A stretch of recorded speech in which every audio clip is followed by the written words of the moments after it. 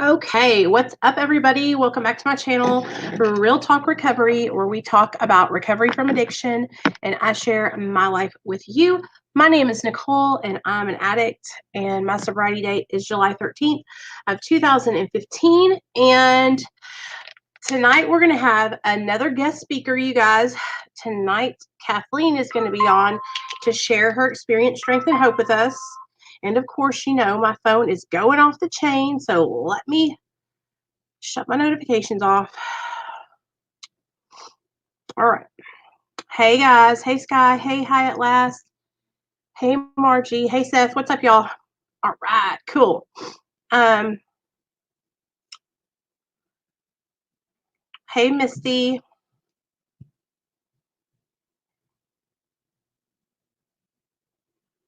Oh, Lord. Let's see.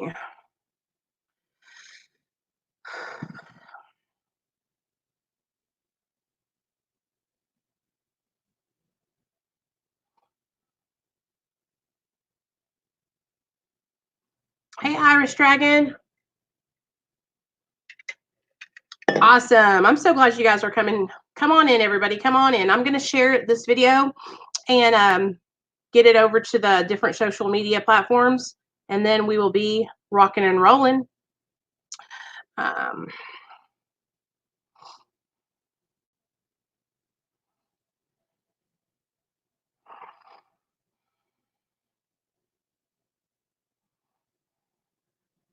Hey, Ash.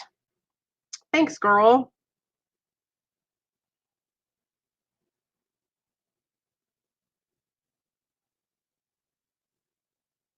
Okay.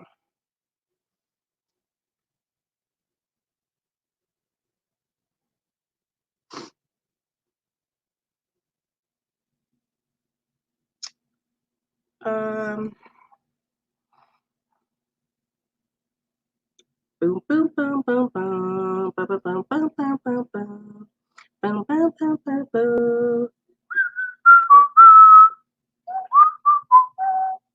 Why am I singing Christmas songs, y'all? I'm losing my mind. Okay, hold on, y'all. I'm getting with it. I'm getting with it. Welcome to the channel, you guys. Come on, everybody in. Come on in. Have a seat. Greet your neighbor. Why don't we all do what we always do and drop our sobriety dates in the comment section so that way we can give hope to the still sick and suffering. And you know how it is. Let me see. I'm trying to. Okay. Let me see where old Kathleen is at. She's probably about to click the link, I bet you.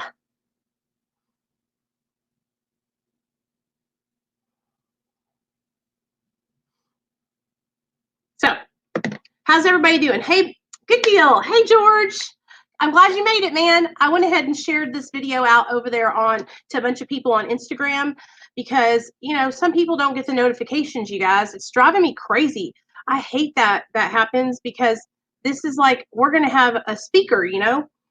So, oh, what am I doing? Here we go. I'm going to let everybody know on Instagram, okay? Hey guys, what's up? It's Nicole. I was just popping on to let y'all know that we're going live over on my YouTube channel, Real Talk Recovery, and tonight we have a special guest.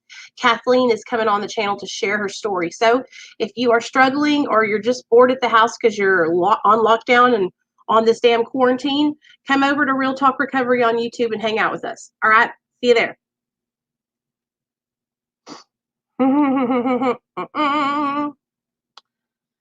Hey, Melissa. I'm so glad everybody's making it on over. I'm sober one day. It's okay, girl. Ash, it doesn't matter how many days you've been sober. All that matters is that you're in it.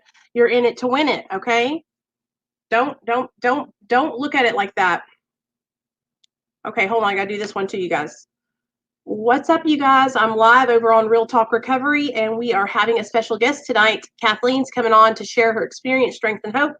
So if you're sitting at your house and you're feeling dismal and you got anxiety because you've been on lockdown, like I have been, don't worry. Come over and hang out with us. Get some positive support from all the family over there on Real Talk Recovery. So get y'all ass over there. Real Talk Recovery on YouTube. I'm live right fucking now. All right? All right. Bye. I'm such a nerd. Y'all don't make fun of me. Ah. Okay, so, and if you guys have social media, go ahead and share this video. Let everybody know that we're live over on the channel. And let me call Kathleen and see if, oh, she's coming. She says she'll be right here, you guys. Give her 3 minutes. Yay, I'm excited. I talked to her a little bit on the phone yesterday. She's been following my channel for a while. And she's got a really good story. She's been down through there, so I always enjoy hearing you guys' stories. And just so y'all know, I know last night Kaylee's when we did Kaylee's video, it was like really choppy. We're going to have her back on Monday night, and hopefully the connection will be a lot more clear, so that way, because I don't want to just, like, that was a shitty connection. I want her to have her time to shine here on my channel. And so, you know what I mean? I want to get her back on, so that way it's a good connection. Let me think, what else can I do? Copy link. How is everybody doing? I was on earlier. I didn't leave the stream up, you guys, because I just didn't want to leave it up. It was just me being a hot mess. But I have been struggling a little bit with just feeling overwhelmed because I've been in the house, and me and my son have been getting out and walking around and going out in the fresh air. Yesterday, Neil and Nate and his mom and all of our dogs went to the park, and we walked, and it was really nice. It was nice exercise, and I enjoyed it. But you know how you can't go somewhere, like, because all this shit's going on in the world. And so I know it's like probably trivial for me to be like complaining about it, but I'm not complaining like as in like I'm not grateful. I'm grateful to be alive. I'm grateful to have my health. I'm grateful that my husband can still work. I'm just kind of getting overwhelmed. I'm getting the blues. I'm getting the cabin fever blues. That's what I mean. So let me tell you guys about my benzo hell. George, I'm going to tell him about you, okay? Because we got a lot of new people on my channel now. George has been following me, you guys, since I started my channel. He was probably him, Avalon, Leonard from Her Opiate Fix. There was a whole group of us that all used to like hang out, and we would support each other, and we all had channels. Hey, Alicia, and hey, Sam, what's up, babe? We would all support each other. We would do videos and all kinds of stuff. And as we kept going forward, some of us kind of fell off. Some people kind of quit doing the recovery thing. And George lives in the UK, and he's been like it's been like having a little son, you know what I mean? An older son that's older than Nate. So he's always been a part of the channel, and I'm glad to have him back in the chat and hanging out with everybody. So sometimes we struggle, and we have a hard time in our recovery, but you guys don't ever have to worry about not being welcome here, okay? If you have a relapse or something happens and you fall off, like, you don't have to worry about being ashamed. Come back over here and hang out with us. There's nothing to be ashamed of, okay? Nobody's perfect. We all have our struggles. We all have moments where we misunderstand something or some drama starts. One thing that I've learned from all the people that I had in my life from having a YouTube channel, I learned that a lot of people they'll try to plant seeds in your mind to make you have drama with people. And I have just learned that I don't talk to anybody about anyone else. I just try to help people and be there for the people on my channel.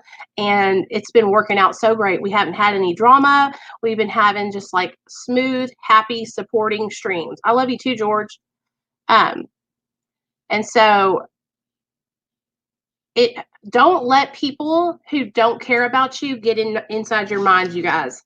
One of the things that I learned the hard way is that there are people out there, they're literally just there to plant that seed where you're second guessing yourself. Or they plant that seed where they say, oh, well, you know Nicole from Real Talk Recovery, she doesn't really care. She doesn't care if you're sober. This is the stuff that people will do. And so then you'll start thinking, oh, maybe she doesn't. Maybe it's just all about this or that. And that's what causes those little rifts in between everybody, 420. No, I'm just playing, Sky.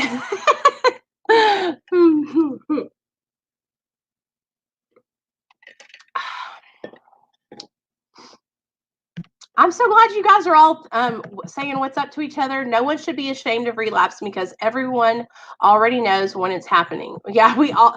And you know what else, you guys? I used to think back in the day whenever I would struggle, before I had a channel and all that, you guys, I used to think that nobody knew. I was like, I've got them all fooled. Now that I have had a channel and I work with other people, there's always these signs that, especially in groups like this, let me tell y'all something. In groups like this, I will see people and they will come in and they will be so gung-ho about their sobriety. They will be on point. They'll be here every day. They'll be calling me. They'll be texting me. And then slowly but surely, they'll break away and they'll start isolating and pulling away. Ooh, here she is, y'all. Hi, guys. Hey, girl. What's up? Sorry, I literally had... Yeah, I can hear you. Can you guys hear me? I was throwing makeup on. I was charging my phone. I was like, StreamYards drains my phone. I have to charge it. No, I'm so glad you're here. So, okay, you know the tea, you know the deal. Tell us what your name is, where you're from, and I want you to share about, how we were talking on the phone yesterday and you were sharing a little bit about how it was when you were growing up, and then kind of take us into when that time was that you shifted into getting on drugs. So my name is Kathleen, Kate. I'm from Massachusetts. I'm about a half hour north of Boston. And around here, it's really bad. We have obviously methadone mile in Boston. Everybody knows about that. My childhood, it was fairly, my dad was an alcoholic. He was abusive, but I don't remember a lot. I think an Alzheimer's block went up for a bunch of stuff that had happened. Right. He was physically abusive to my mom and my siblings, and I didn't get half of what they got. And I don't know if it was because I was the baby, I was the last one, and whatever, but it wasn't that great. And then we when I was in about second grade, we lived in a duplex with my grandparents. My dad had lived with my grandparents, so we were on the other side. My grandparents evicted me and my mom and my brothers. My sister was already gone by then because she's 14 years older than me. I have 10 years between me and my brother that I was telling you about last night. My brother is also an addict, one of them. My other two siblings are not, so two of the four of us are addicts. My brother, as far as I know, is in recovery. He is on Suboxone too. We go to the same place, but I've I used to use with him, so I was I don't want to see him at the clinic. I don't want to see him anywhere. He's basically a trigger, Me and my sister used to be the same way because my sister Michelle and I used to use together, and for the first 2 years that I was sober, I didn't go around my sister at all because every time I would be around her, it just made me think. It was just such a hard time to be around her. I love her so much and I can go around her now, but back then I couldn't. So I totally understand. Oh, I still can't. I still have a problem going around him. And honestly, he did a lot of stuff when he used a lot of robbery. He had robbed, his addiction got so bad at one point that he robbed a bank, and he did time for it. He did 8 years in prison out here in Mass, and it was rough, for everybody, especially my mom, because my mom was, taking care of him while he was in. I was I'll write to you, but I won't send you money. Because I was still using on and off when he was in jail, and he did 6.5 straight, and then came out, went on parole, and then ended up going and rapping 97 days after because he failed a piss test. So that I've never I've never been arrested for drugs or anything like that. Like, I got real lucky. I could always talk my way out of shit, like manipulate the cops, manipulate lawyers, judges. So I've never had a drug charge on my record. Oh, that's good. Yeah, exactly. When I was 24, my dad died. Mm-hmm. Can you sit, because there's a light behind you and it's shining right from behind you there. Is that better? Yeah, Okay, that's better. okay. It was, yeah, like I know, I kept seeing it. I'm trying to move. All right, good. When I was about 24, my dad was diagnosed with lung cancer, and that was in January of 2007. And by October, he died. So he didn't last long. And that was like the first trigger for me to like go get into using. I was hanging out with people I shouldn't have been hanging out with. I was offered it, and I was like, oh, what's one line gonna hurt, and it was not the best choice, because 12 years later, I still found myself in the same predicament, but just kept getting worse and worse and worse. Every run I went on, it was worse and worse. And was that finally, was that meth or heroin? Heroin. Heroin? Okay, so the first time you ever, so your dad passed away, and that was like really tragic. So tell me this, how did you feel when you lost your dad? Was it like you went into a deep depression? Was it like you went off the deep end, you started getting high? Well, you were trying to block it out? It was like, more like I was trying to block it out, and it was like a gradual thing. So within like 6 months, I had a full-blown habit. And hold on, my hallway light just went off. We have a motion sensor. Me and my friends, we all used together, me and like 3 other people, and they were dudes. Like, I get along better with guys. That's just how I've always been. And we all got high together for years and years and years. And then in 2013, the kid I had dated and started doing heroin with, he overdosed and died. He had gotten out of jail, and 2 days later, he was dead. Oh my God.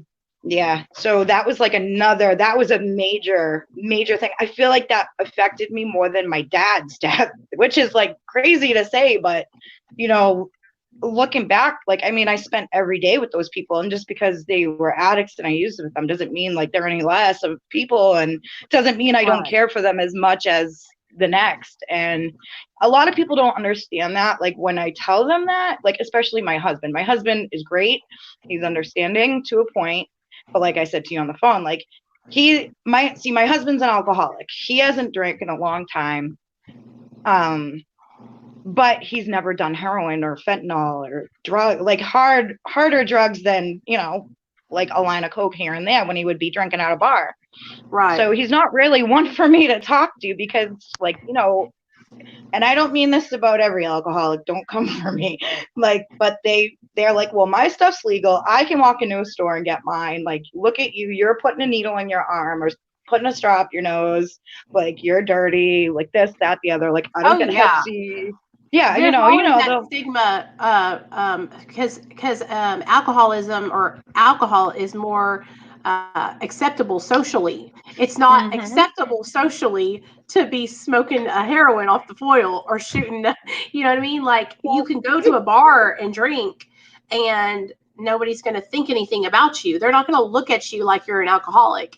But if you go out, if somebody walks up on you and you're doing heroin, they're automatically going to think, oh my gosh, you're a junkie. You know what I mean?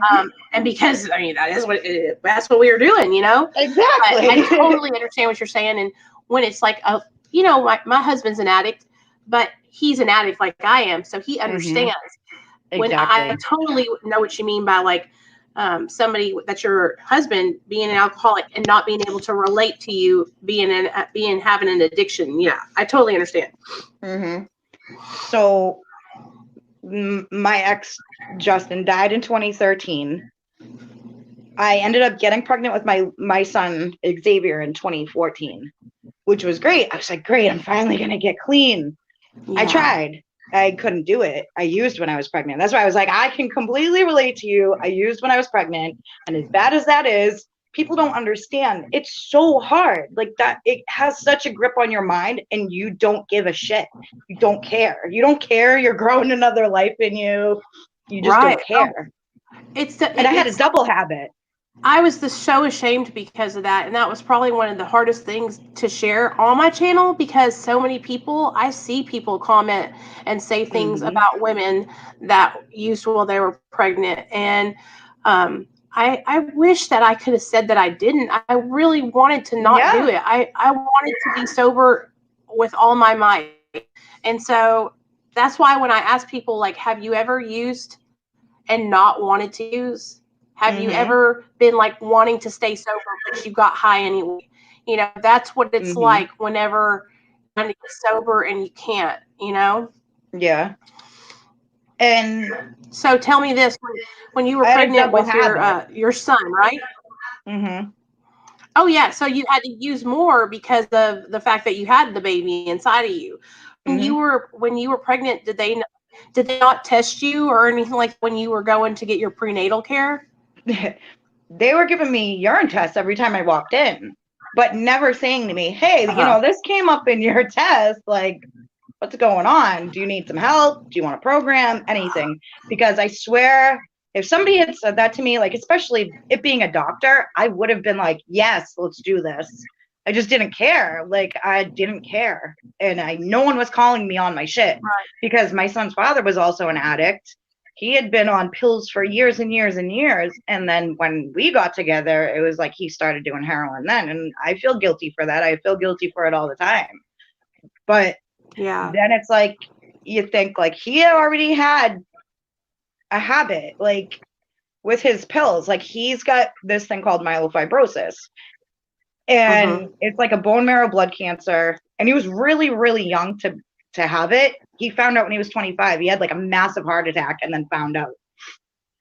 Oh wow. So yeah, so by 2015, after Xavier was born, it was like 9 months after Xavier was born, and because DCF got involved right away. I was on the methadone Oh yeah. clinic, and they're like Xavier never tested positive for heroin or fentanyl, which was surprising because I was using every day. I used the day I went to the go have my C-section, Right. and they were like, within a couple days after he was born, they're like, all right, he's going to go to the NICU. And I was like, all right, all right, we're doing this now. Great. So we were both there day in, day out till 1, 2 in the morning. Sometimes the nurses were begging us to leave because we did not want to leave him. He detoxed really well. I saw Mm-hmm. babies in there that had been in there for months and months. Xavier was out within 11 days from Oh, that's birth. good. Yeah, he did really well. He was sent home with phenobarbital and had early intervention come in, but the grandfather had him because DCF was like, you don't deserve to have your baby.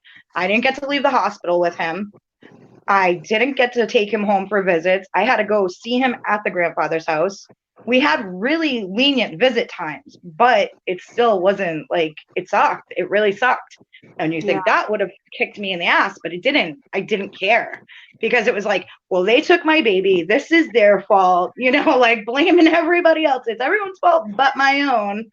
And no, it was my own fault. Like I didn't deserve to be a parent right then. I had no business. No Yeah. business.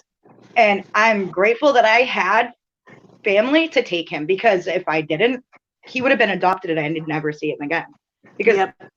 back in 2015, when he was like 9 months in Massachusetts, like I don't know how they do it anywhere else, but in Mass, DCF, they take they have a meeting at 9 months when the baby turns 9 months if they've been removed from custody right away. Uh-huh. And they say, okay, have they done anything on the service plan? Have they done treatment? This, that, the other. If you haven't done anything, they switch your case to adoption. So my case was switched to adoption, and I literally had to go to a program to get my custody returned over to reunification. And I busted my ass for 6 months in a program that year. I got out in October. I didn't graduate the program, but they were able to tell DC if they didn't have a problem with my parenting. They just didn't like the fact that I was on methadone because I was on methadone on and off for 8 years straight. Oh, And okay. yeah, so then at 11 months he was placed with me at 11 when he was 11 months at the program with me.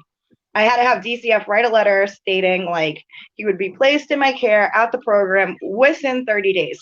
And it had to be a very specifically written letter, and it had to say within 30 days. Because if it said after 30 days, they could place him anytime after 30 days. It could have been Oh, 6 months down the line. So they thought I wasn't going to notice it. And they wrote after 30 days. And even the program director was like, nope, it has to say within, because we're not going to house you for however long they're going to decide to keep him for. Like, right. this is a reunification program. So he finally was placed with me after 45 days. Because when I went there, I was smoking weed. I was on the clinic. Once I got out to the clinic out in Boston, I didn't have a double habit. I kicked like my double habit, but I was still on methadone, but it still sucked. Yeah. Sorry, guys.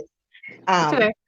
And so I was going to the clinic every day. I was doing my therapies, doing my groups every day. It was like a really strict program. It was like a TSS program, like one of the therapeutic communities. Yeah. And yeah, that was fun. But I've I been to ended up so getting many it. of those. That was my first one. And you know what? I think it's been my only one, because the other ones I've been to, like detoxes, I never went to like a CSS after detox. I just did the detox and was like, peace out, see you later, I'm fine. Quick little spin dry, everybody.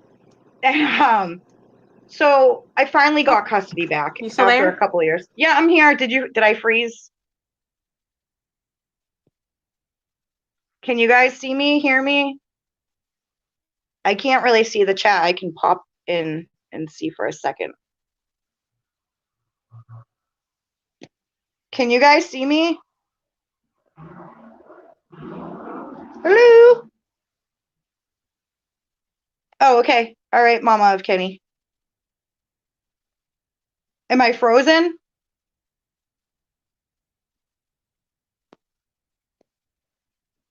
Damn. All right, I'm gonna pop out and come back in.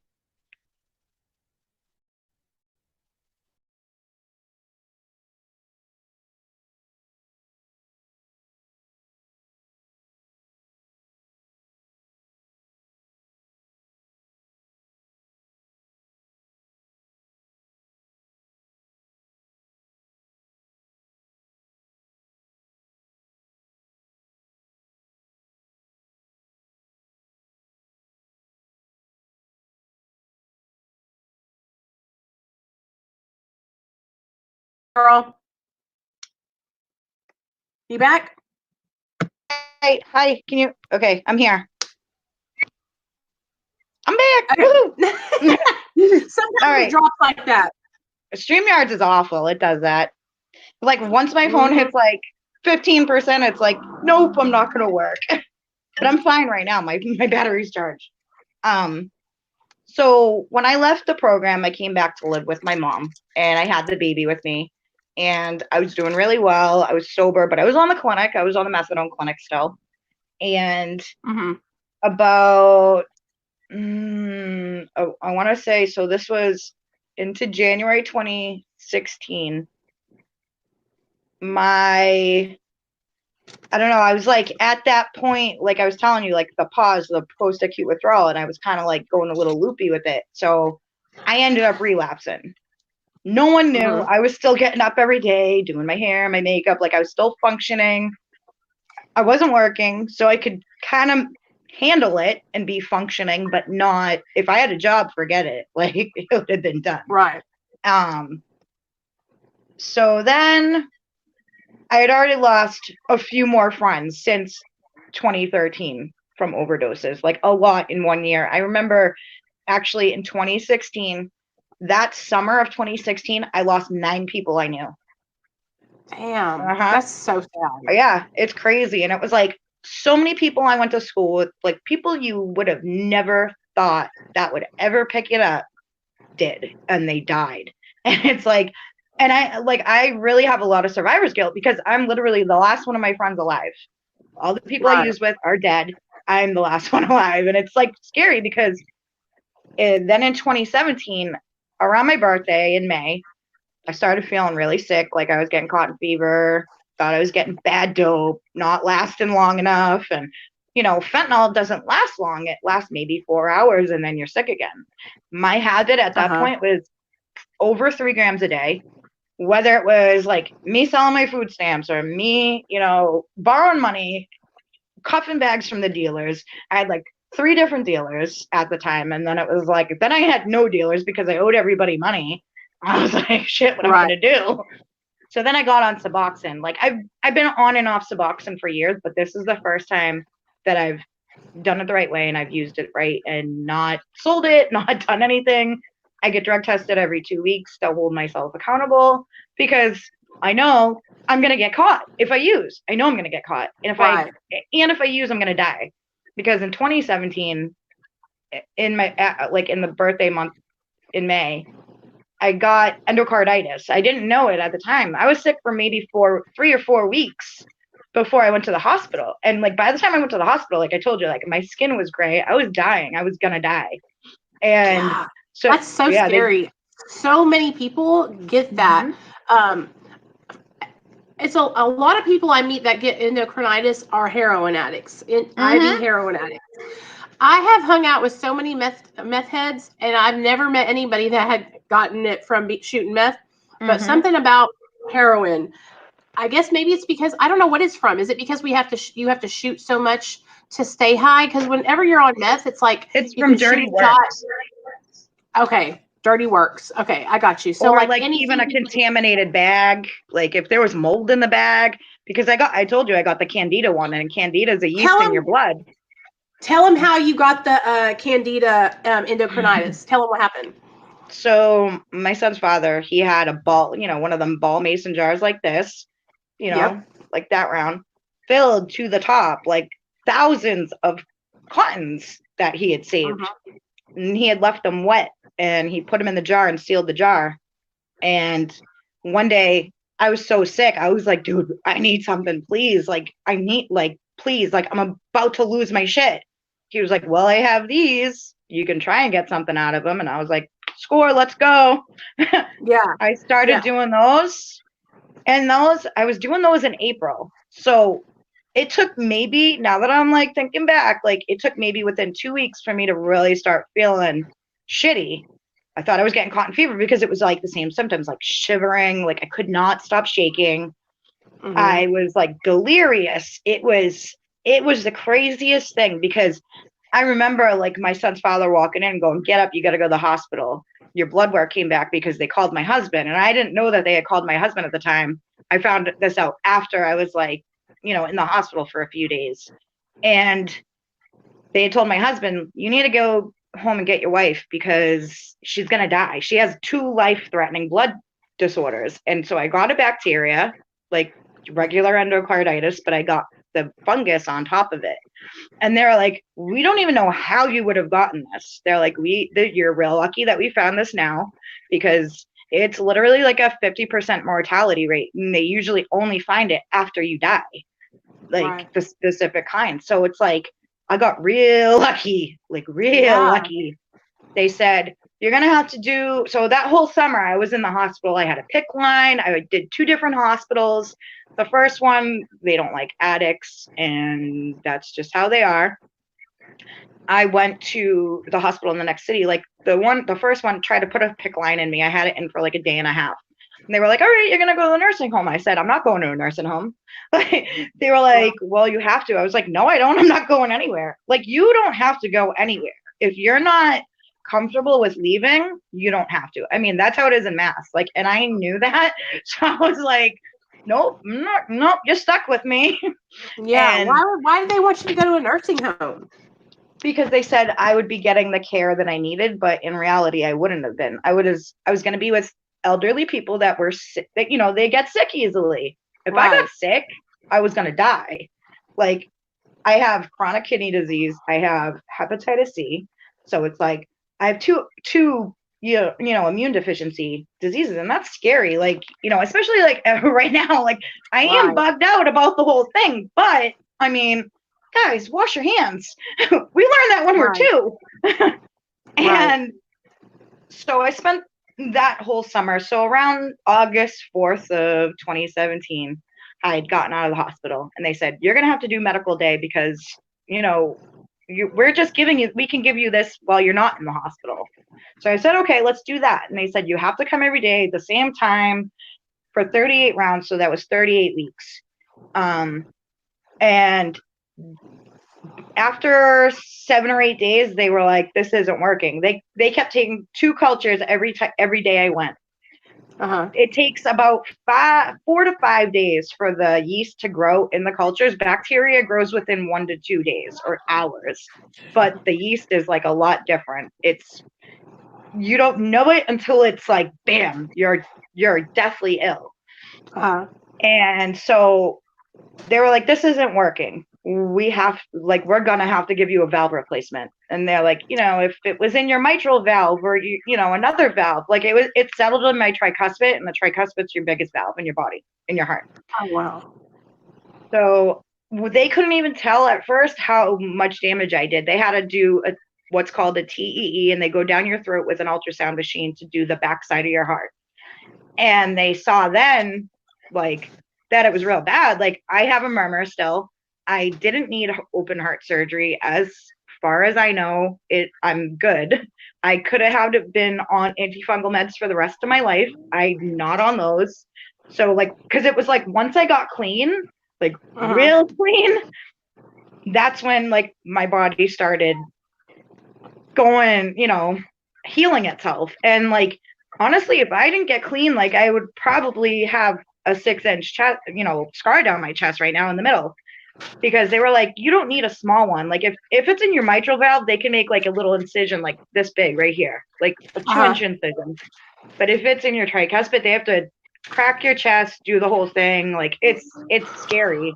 And to hear that, I was like 34, and I was like, oh my God, I'm only 34. I'm gonna have open heart surgery. Like what? Like this is scary.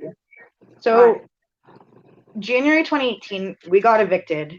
I had already signed temporary custody over to the grandfather of my son when I was in the hospital. So he had been with him that whole time. We got evicted. My husband sectioned me on a Section 35 in Massachusetts. And so it was court mandated. I had to go away. I wasn't refusing to go to treatment, but he was like, no, you have no choice. Like, you're going now. So I was put in shackles, put in handcuffs, thrown in the back of a thing with like prisoners, and brought to a jail. And then we dropped people off, and I got back in the van and went to the detox. And the detox was this place in Boston called the Shattuck. And if anybody's from Boston in the chat, you already have heard horror stories about the Shattuck, or you've already been in the Shattuck. And it's fucking hell. It's awful. What is it like? What do they do there? So the unit you're on the 12th floor. You're on a lockdown unit. You can't get out. You need a key to get in the elevator. You need a key to turn to be able to like hit the buttons to go to a different floor. The only way out is if you have to go to an outside hospital. So I was having gallbladder issues, and I had already been told like a few months before that I had to have my gallbladder out, and I was like, yeah, okay, we can do that later. I'm fine right now. By the time I was in the Shattuck, I was peeing my pants. Like everybody's done that. Yeah, it was bad. I was like in severe like pain. It almost felt like I was having a heart attack, because like when your gallbladder's acting up, and I don't know if anybody else has had their gallbladder taken out or had issues, but you know that feeling in your chest, it feels tight and it goes through to your back, and it like you literally feel like you're having a heart attack. Damn. And so that was going on. And I remember it was a Friday night. They gave us pizza with pepperoni, and it's like greasy, fatty, spicy foods will do it. So I started having an attack, and I said, can you guys check my vitals? And they're like, no, we know you just want your Subutex. And I was like, you can take it as Subutex and stuff it up your ass. Like, I want you to check my vitals. Something's wrong. Right. It took them three hours. That was around 8:30. By 11:30, I was being brought in an ambulance to another hospital. It took them 3 hours to call like a rapid response team. So when I left that hospital, I was like, I'm not going back. Yeah. They don't let you do anything there. They like have you on lockdown. You gotta go. I've been to a couple of detoxes like that. Yeah, it was literally like jail, but like but without the bars. There were bars on the windows to the outside, but I mean, it was, I've never experienced, I've never been to jail, so I don't know what that's like. I can imagine that this was close to it, Oh yeah. but there, No, it was like a it minimum sucks. of 21 days. Yeah. But I got out within 5 days because I said, I'm not going back to that place. I told the hospital that I had gone to, I said, this is what they did. I'm not going back. And they were like, well, we can't make you go if you don't want to. Um, So they gave me a little head start to get out of there before they called the program to say, hey, she left. Because they had already know, everyone in Boston knows what that place is like. You send people there to die, basically. Like if you hate your family, yeah, if you hate your damn. family, that's where you send them. I'm dead ass. Right. So when I came home, we had one more night in our place before we were done with the apartment and being evicted. I got into a family shelter because I went to the transitional assistance, place, and I went in there and I said, I need a place. I have my son, like, and I was getting the custody back, like the papers were going through, but I didn't have him physically with me. They're like, okay, well, you need to bring him tomorrow morning at 8 a.m. You got to bring, all of you here, get your stuff, bring it here, and we'll place you. So that's what they did. They ended up placing me, but they were like, are you okay? Like, cause I didn't look good. I needed surgery. Like I had to have my gallbladder out, and they didn't do it at that hospital because they were like, you need to be on antibiotics for like 48 hours before we even touch you and open you up. And I was like, oh, okay, great. So I was like, whatever, I'll just do it when I get out, I'll do it then. And the day my husband and my son went into the shelter was the day I went and had my surgery. I was only in the hospital for a day. It was a really quick, like surgery, quick recovery, somewhat. So we were in the shelter, and by February 16th, I got into the Suboxone program at my doctor's office, and I've been clean since. I've been doing my That's therapy. great. Woo, yeah. I'm proud of So you, girl. I have Listen, just over 2 years. and I know there's like a lot in between there that I Mm-hmm. just by because like when you're doing heroin, you get down there and you're just like in the gutter, you know what I mean? And Mm-hmm. so like you have I come, wanted to die. yeah, you've come so far from where you were at from then to now. Tell me this, when you got on Suboxone, because I know there's a lot of people here that don't understand Suboxone, being a heroin addict, when you got on Suboxone, did it get you high? Did it fuck you up? What was it like when you transitioned from heroin to Suboxone? See, like I know people that have gotten high off of Suboxone. That's like Mm-hmm. people with what I've come across is people that don't have a real big habit are usually the ones that get high off of it. Me personally, my habit's always been so bad, I've never gotten high off of it. So like when Right. people are like, "Oh, I need a Suboxone, I want to get jammed out," I'm like, I don't even can't relate. You're like, what? I Yeah, know. I'm like, Same. oh no, like what are you doing? And but they always get really violently ill from it. They're like, yeah, I feel great for like maybe an hour tops, and then I start violently throwing up. I'm Right, like, right. I'm That's like, because don't do drugs. it's not supposed to be for you to get fucked up on. It's supposed to help people that Exactly. are addicted to dope. It's like, Mm-hmm. so okay. Oh, well, how does your clinic work? You have to go in there and see them every. Oh, hold on, you froze.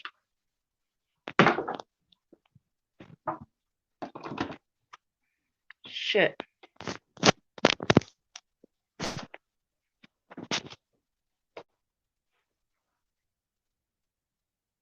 Guys, if you can hear me, I'm popping out and popping back in.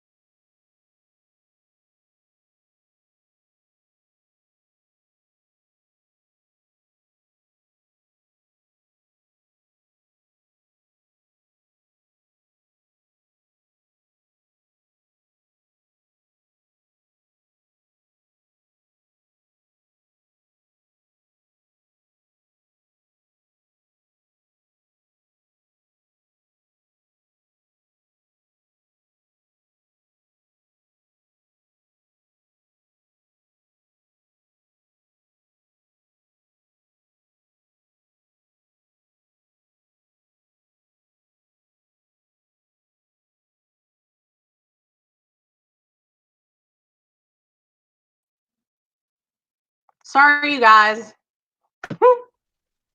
Sorry, guys. Sorry. So sorry. You're doing a great job, though. Thank you. Yeah, like I'm down. I started at 2 8 strips a day, so they're 8 milligrams a piece. So I was on 16 milligrams when I first started. When I was about a year into my treatment, I was diagnosed with my chronic kidney disease. I found out that my left kidney was only 8. At the time when I found out, it was 18% functional. And then gradually, like within the 8 months it took to have my left kidney taken out, it was 8%. So it went down 10% within 8 months. Like I was going to be on dialysis if they didn't take it out. So, and I still have a risk of having to be on dialysis later on in life, or if I don't take care of myself, or if I start using again. So that's like another thing that's given me incentives to stay clean, because I don't want to live in a hospital. Like I've had enough of living in hospitals for the last few years, like to last me a lifetime. That's why I'm like, like I don't want to go back.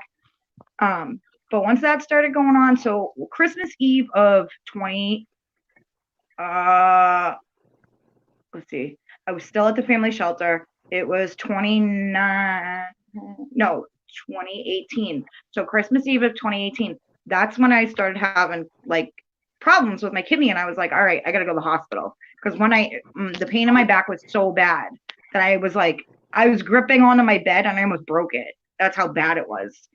So picture 8 months of that kind of pain with no painkillers. I couldn't. I was on Suboxone.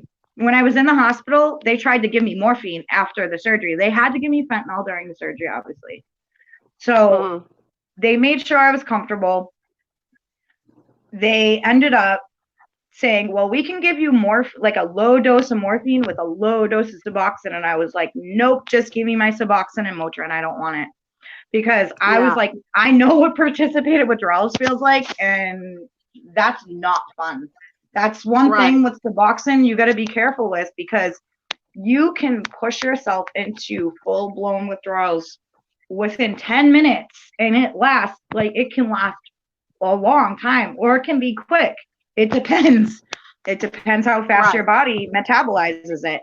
And it's not fun. It's terrible. It's everything, all withdrawal symptoms all at once. Shitting, puking, chills, fever, everything. It's all there at once. And that's terrible to feel like that. It's literally you want to die.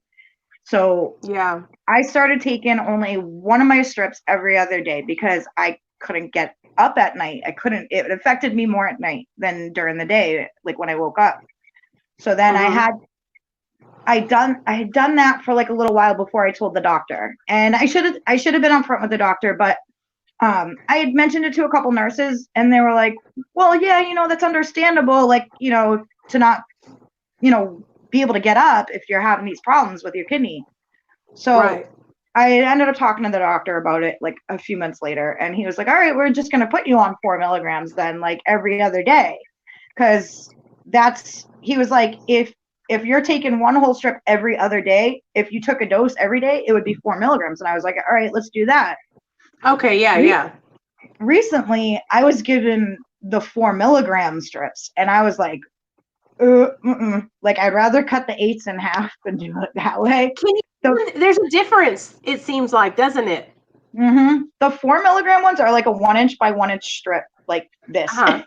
So I was still having to cut them up. They're huge. Oh, wow. They're still as thin, but they're like wider. They're like that. Oh, okay. Like a square, like a 1 inch by 1 inch square. So it's like, I was still having to cut them up into pieces. And I was like, I'd rather just do an 8. And I was like, listen, I'm really careful. My medication's always out of sight from my children, my kid. And, nobody has access to it but me. Like, no one else in my house is an addict. Like, my brother doesn't live here. So it's like, I'm really careful. I always wrap up the other half, and I put it in my medicine bottle. Like, I don't leave it out hanging around. And they were like, yeah, as long as you're responsible about it, we can do it like that. Sorry, guys. And so it's been 2 years though that you've been sober, right? 2 years on Suboxone? Yep. That's great. That's amazing. That's a miracle. Like that's First I time don't think ever people that it's worked understand. for me. Right. That's You got to follow the treatment. yes. You got to do what a lot of people think. Oh, I'll get on Suboxone and then I'll just do everything else I was doing the same. And if you're not committed to changing and like literally changing your life and changing your behaviors, changing your friends, everything, then you're just going to keep getting fucked up. You're going to keep falling back in that old lifestyle. Like in the You end, know? I wasn't even using with anybody. I didn't want to. I didn't want to be around anybody. I didn't want to be around my kid, my husband, people I knew. Like I didn't even know people that didn't use. So it was like I didn't even want to be around people that even used. I was like, I don't want to share my drugs with anybody. Like I want to do this alone and I want to like numb myself and that's it. Like I don't want to be around anybody. And that's what happens when I use. Like I like the later on, like in my using and the more and longer my runs went, the more I isolated and didn't want to be around anybody. And that's a lonely fucking life. That sucks. Right. It does suck. It does suck. Mm-hmm. Oh, I'm so proud of you, girl. What I'm gonna Thank do is you. Me too. I don't want this to go over an hour because then people like click off and won't watch the whole thing. Yeah, no, guys, stay on and watch Nicole talk. Do you have any social media or anything that anybody can follow you on? Do you want them to? I have a Facebook, but they can follow me on Instagram. I don't have it on my phone right now, but I do install it like every, couple of days just to like, because I don't like having a lot of, I'm on Discord though. You're in our Discord. No, I didn't know you had a Discord. I'm going to come on the Discord then. I'll text you the link to our Discord because we have a Discord with everybody in it. Oh, okay, that's awesome. Yeah, I'll do that then. I'll do that. I'm just really, I'm really proud of you, and I'm grateful that you had the balls to come up here and share about your experience and your addiction, and also share about what it was like being pregnant. And because so many girls are going through the same exact thing that we went through when we were pregnant, and they feel judged, just like you felt like you couldn't ask for help. That's the thing. It's like if you're pregnant, y'all, and you are using drugs, go get help. Do not be like we were and hide it or try to get by, because eventually what will happen is your baby will get taken from you. Go get help. You know what I mean? And that makes you feel worse too. It makes you feel worse when the baby gets taken. It does. It don't get better. It gets way worse. Maybe one day, maybe you can come back on the channel one day and we can do like a pregnancy Q&A, kind of like addiction and pregnancy live stream together. That'd be awesome. I would love to do that. Absolutely. That sounds good. Okay, girl. Awesome. I love you. All right, love you. Bye, guys. I'll see you in the Discord. Baby. Bye. Mwah. Okay, I'll send you the link right now. Okay, y'all, that was Kathleen. So I just wanted to make sure that I wrap it up so that way I can upload this, because I know how people are. They'll click off in the middle of the video. I want you guys to watch the whole video because it's really, really important. It's a struggle, you guys. If you're struggling out there and you're in your active addiction, you're not alone. You do not have to keep getting high. You do not have to keep living your life like that. If you are pregnant and you are getting high, reach out to me. I will do anything I can to help you. All you have to do is call that phone number right there or text it. If you don't want to talk on the phone, just text me, 501-991-5149, and I'll do anything I can, you guys, to help you get on the right track for you and your baby. And for all my dudes out there, if you're getting high, you can text me too. I'll help your ass too. I love all you guys. I hope y'all all have a really, really good night. I hope you enjoyed Kathleen's story. She is such an amazing, amazing woman. She's a light in a dark place, and I love her. I love her to death. So I love all you guys too. I hope you guys have a great night. I'm starving. If y'all didn't notice, I've been sitting here eating these damn coffee cakes, and I gotta go eat something. So tomorrow is Sunday. I got my Patreon only live stream Sunday tomorrow. So I will talk to you ladies right now. I'm going to go into the Patreon chat. For everybody else, I'll see you guys tomorrow night at 7 p.m. Central Standard Time. All right. Love y'all. Yeah, I'm hungry, Brittany. I need to go eat.